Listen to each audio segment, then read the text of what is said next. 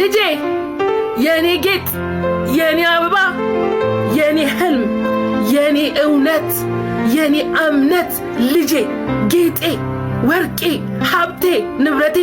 አንድ ነገር ልንገረ እናት ጀግና ሴት ናት ጀግና ባንተ ከመጡባት ደግሞ አራስ ነብርና መቼም ቢሆን መቼም